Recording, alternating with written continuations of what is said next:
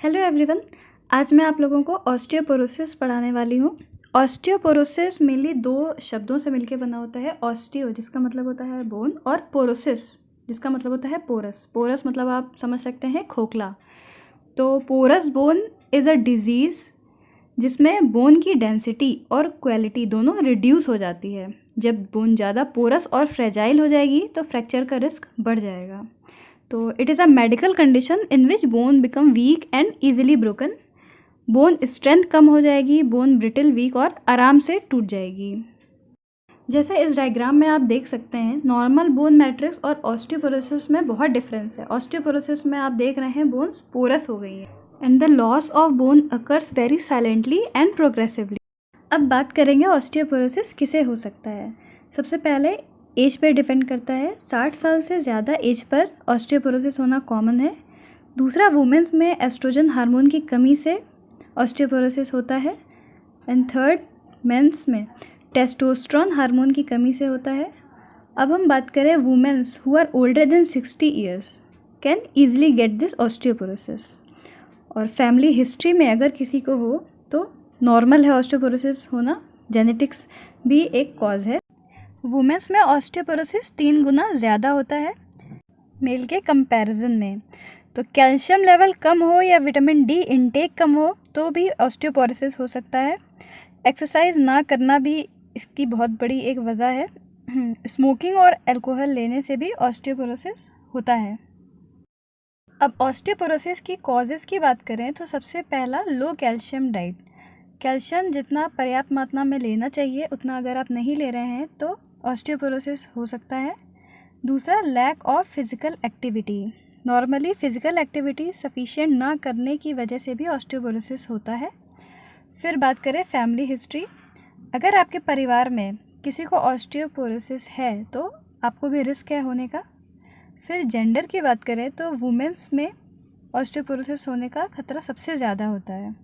और एथनिसिटी की बात करें तो वाइट और एशियन पीपल में ऑस्टियोपोरोसिस से ज़्यादा अफेक्ट होता है। अब इसके सिम्टम्स की बात करें तो सबसे पहला सिम्टम है बैक पेन। अगर डिस्कम्फर्ट हो आपके स्पाइन या बैक में तो ये सीवियर हो सकता है अगर फ्रैक्चर या कोलैप्स्ड वर्टिब्रा हो किसी ट्रामा या वर्टिब्रा की वीकनिंग की वजह से। फिर दूसरा है loss of height over time. एक समय के बाद हाइट का कम होना जिससे पोस्चर स्टूप्ड मतलब झुकाव आ जाता है। तीसरा है फ्रैक्चर आ जाना वर्टिब्रा, हिप, रिस्ट या दूसरी हड्डियों में। जैसे इस रे डायग्राम में आप देख सकते हैं, सबसे पहले कैल्शियम या विटामिन डी की डेफिशिएंसी हो, मेनोपॉजल बोन लॉस हो, एज, जेनेटिक्स, डाइट। एज 60 से ऊपर हो, जेनेटिकली हो, डाइट में आप कैल्शियम विटामिन डी ना लेते हो या अदर फैक्टर्स की वजह से जो बोन मास है, बोन क्वालिटी है वो डिक्रीज़ हो जाएगा जिसकी वजह से फ्रैक्चर ईजिली हो जाता है। अब पैथोजेनेसिस की बात करें तो पैथोजेनेसिस का मतलब होता है manner of development of disease. इसमें सबसे पहले है peak bone mass. Skeleton growth के ड्यूरिंग कम मास और स्ट्रेंथ डेवलप कर पाता है। मेनली ये जेनेटिक्स की वजह से या हार्मोन, न्यूट्रिशन या लाइफस्टाइल की वजह से हो सकता है। दूसरा है rate of bone loss. Excessive bone resorption की वजह से जैसे 30 to 45 साल के बाद, मेनोपॉज के बाद। एंड नेक्स्ट है bone remodelling. Inadequate formation of new bone during remodelling. Remodelling का मतलब है स्ट्रक्चर में चेंज आना। ये सारे आपके पैथोजेनेसिस हैं, मतलब मैनर और डेवलपमेंट ऑफ डिजीज़ हैं ऑस्टियोपोरोसिस के। चलिए अब रिस्क फैक्टर की बात करें तो mainly risk factor of osteoporosis fracture. और रिस्क फैक्टर का मतलब ऐसी चीज़ें हैं जिससे डिजीज़ बढ़ने के चांस बढ़ जाएँ। एग्ज़ाम्पल में मैं दूंगी, पर्सन में जैसे स्मोकिंग है तो smoking is a risk factor for lung cancer. Potential modifiable, cigarette smoking जिसका वेट 58 kg से कम हो, मतलब बॉडी वेट कम हो। जिन वुमेन में एस्ट्रोजन की डेफिशिएंसी हो, हार्मोन की डेफिशिएंसी हो, उनमें अर्ली मेनोपॉज हो जाए। जिनमें कैल्शियम का इंटेक कम हो, हाई सॉल्ट ऑक्यूपाई करता हो या प्रोटीन डाइट कम लेता हो। फिर है अल्कोहल की जिसमें आदत हो, फिर फिज़िकल एक्टिविटी सफिशिएंट ना करता हो या पुअर हेल्थ हो। उन सब लोगों में रिस्क फैक्टर ऑस्टियोपोरोसिस का सबसे ज़्यादा होता है।